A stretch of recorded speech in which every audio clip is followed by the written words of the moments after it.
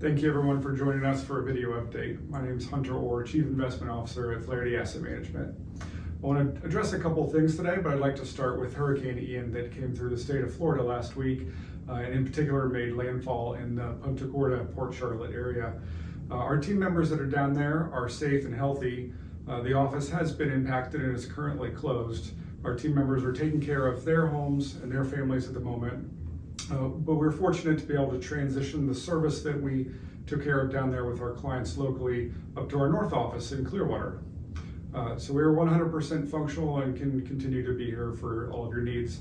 And again, thank you to everyone for the thoughts and prayers as you reached out to us. So I want to take our conversation today and really talk about three main topics, but as an introduction to those topics, there is a lot of information out in the market right now. We could talk about hundreds of different things and whether their impact to the markets is substantial or material or not as important in our investment decision-making process. So I like to think of a visual of a pyramid, if you will. So at the top of that pyramid, we have a layer. It's that primary layer. To me, these are the things that are most important right now. They're often the most talked about and have an impact on investors' decisions. So in that top layer of our importance pyramid right now is three main things. Number one is inflation. That probably won't surprise anybody who's watching the news. Number two is interest rates and what is going on with our interest rate policy. And number three is the upcoming election. So those are the three main topics I'm going to cover today. That doesn't mean that there aren't other things that are important and go into our decision-making process. But to me, and how our investment committee prioritizes the things that matter, we put them into different levels. So I'll just give you an instance, what sort of things fall into level two. Still important, but just less top of mind right now. Things like corporate profits, something we still keep our eye on, but they reside down there in that next level. The consumer health, right? Do we have jobs? Do we have wage growth? Are we able to buy these goods and services that are getting more expensive these days? The consumer health is a priority as well. And then number three, I think, resides in the next layer is confidence in our system. Doesn't necessarily mean confidence in the people that are in charge of our system. I mean our financial markets. The topic I'd like to start with first is inflation. It's in that top level of the pyramid. But right now we're at about 8.3, give or take, % inflation on an annual number. And why that's significant is that we haven't had numbers that high in about 42 years. So it has been a long time since we've had to consider how inflation impacts investments. Is it good or is it bad? If all you watch is TV, it would make you believe that it's a negative to everything. But I want to point out some pros and cons. Also, in different sectors of our economy are impacted differently by it. Some benefit, some are hurt by the existence of this much inflation. So I'm going to go through really 3 points on the inflation topic. Number one is, what is it? How did it get here? What is the cause of it right now? So I've got a graphic I'm going to put up here, and what you're looking at is a graph of what we call M2 money supply. But to simplify that, it's the amount of money that is in circulation. And that is important because as we went through the pandemic, we injected an awful lot into our economy.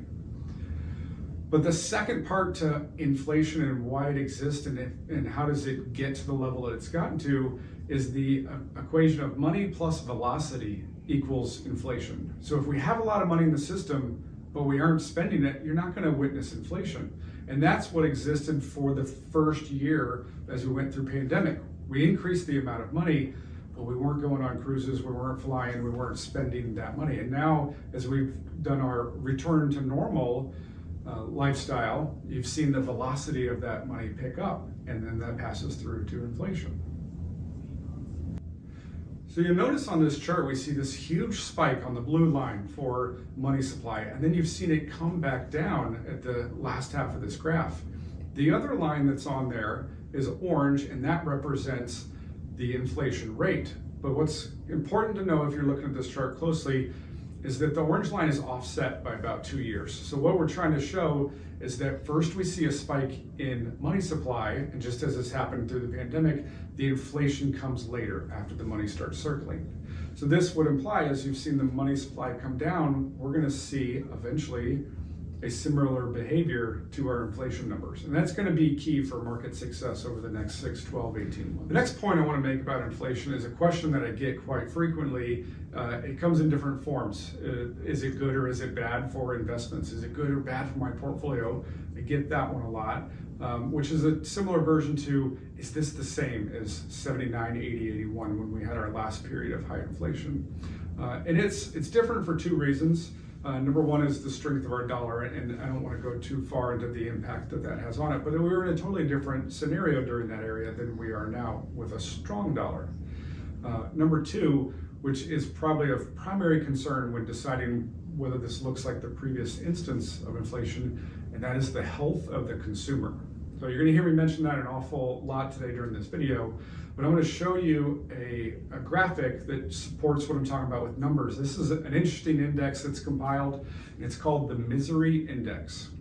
So if you were to take inflation, which is sometimes miserable when we're going to the grocery store or the gas pump, we see higher prices.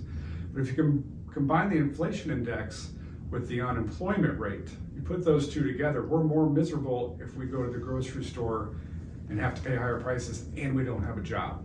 So that's a big difference. In the 79, 80, 81 era, that misery index was nearly 20%, as you can see on the chart here. But now in 2022, our misery index is at a 10 or a 12%, which is a significant difference from what we saw back then. And as long as we keep up that health of the consumer aspect that I talk about, then these are bearable inflationary times that we as consumers can thrive in and businesses can be profitable in. And you can see the effect of that happening already. As we've raised rates this year and mortgage costs have gotten higher, this bar chart not only shows you the annual inflation number, which is posted on the headlines and gets the most press, but when you break it down and look at it month by month, the source of that high number was from what happened in the beginning of this year, the beginning of 2022. We had high inflation month after month after month. But see those last two bars where in the previous month we had 0%, and then this most recent one, 0.1%. You can see the effects of the Fed's decision already flowing through into our month-to-month inflation numbers, and then eventually into the annual number. So directionally, we're headed in the right direction. So I think it's important, especially as we're reviewing an investment committee, when we're considering inflation, is to know how it's comprised and what is causing it to be at the levels that it's at. And so there's a chart here in front of you that is the components of how CPI is calculated. And I find this interesting because when you look at that largest block on the left there, it represents the cost of housing and housing related expenditures that we have.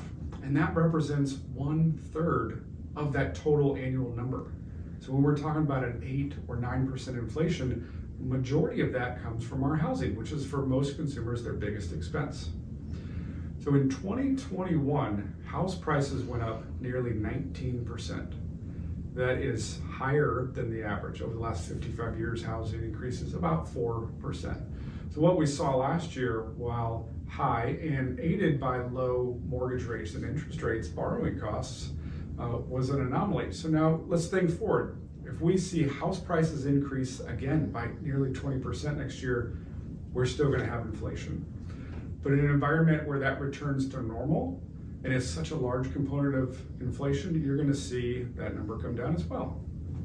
So the next item that's in our top layer of that pyramid, the three important things, number 2 is what's happening with interest rates.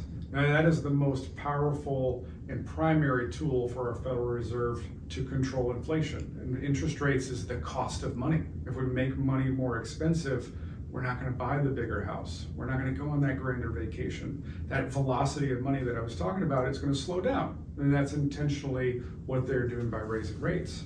So now there's pros and cons to that. There's good and bad, and it affects different consumers differently, and it affects different stocks differently as well. So I'm going to put up a chart here. This is the 10 different sectors in the S&P 500, but they're the categories that we can all kind of think of dividing investments into. You have energy, and you have financials, and you have things like utility companies. They all behave differently in a rising interest rate environment. And that's something that we take into consideration. Absolutely, very important right now in our investment committee meetings. What sort of things belong in your portfolio that work in a rising rate environment, which we have, and an inflationary environment, which we have? Those first two columns, as we talk about the consumer staple sector and the utility sector, there's things that we need to spend our money on anyway. Those are the kind of things that are in our portfolio and we feel are right in this environment that we're in, rising interest rates and the presence of inflation. The next topic of mind and markets and news for sure right now is the upcoming election. Now, a little spoiler alert, I don't have the answer. I don't know which direction it's going. But here's what I do know. Both sides of the aisle, whichever one you're in favor of personally or that you believe has the best impact on the markets, they both love to spend money. What are leaders? And that's the key. And once we know what the leadership looks like in the Senate, the House, the White House, we're going to invest alongside the way that they like to spend money. So for example, certain side of the aisle has clean energy aspirations, and they're going to offer tax credits and spending that is going to benefit companies that are in that space. And we're going to align the portfolio right alongside of that. Another side of the aisle loves to spend money on our defense budget, which we have the opportunity to invest right alongside of that as well. So here's what we know historically. The market loves balance. The market loves a division of power. It loves for not just one party to be in control. If one party is control of the House, the Senate, and the White House, the market can still do well, but we need to better align our portfolios, as I was talking before, with the policy direction of those. And that is an unknown right now, but we will know in November. So all those data points come together and we try and get a feel for the markets going forward. Where should we invest? Where should we position your portfolio? And we're in a unique position right now with inflation being a concern and interest rates, but the market always has something to be concerned about. 2.5 years ago, it was COVID. We'd never heard of COVID before. On January of 2020, if you can take yourself back there in your mind, the only thing we knew at that point was about 50 people in China had the flu. Now, what was to come very quickly was the fastest, deepest recession in history. We shut the stock market down 7 times in 1 month because we didn't know what was going on. We had 30% unemployment. These were all valid problems that year, and the market had priced them in, maybe to a larger degree than they needed to. At that point, at the height of fear, in happened to be March 23rd of 2020, that actually was a buying opportunity. Now it's clear through the rearview mirror that it was. That is not the exact scenario that we're in right now, but I want to draw a parallel there because we have valid problems or headwinds now, similar to we did then, and the market has priced in something. So the question is this an opportunity to be investing with long-term dollars, and where do you invest them? It's not buy every stock in the market, buy every bond that's being offered. There's a right place and a wrong place based on the environment we're in. We already touched on a couple of those. We talked about utilities, and that's a payment that consumers are going to make. If they've got the dollars, they're going to spend it on their utility bill first. They're going to buy things from the grocery store, those consumer staple type things. And those are the same things that we're doing with your portfolio, aligning it into those sectors that we want to be in. So I want to wrap up the overview that I was trying to give you today. And we talked about the concept of the pyramid. If you'd like to have a deeper discussion about what's in level 3, 4, 5, what we think about the consumer health, where the data points relate to corporate earnings, what we think is going to happen there, inflation next year and the year after, the Fed's decisions and which way that they're going to pivot, all those sort of things we'd love to have one-on-one conversations with you about. Please give us a call. In the meantime, please be safe. Take care of yourselves and your families. Thank you all very much.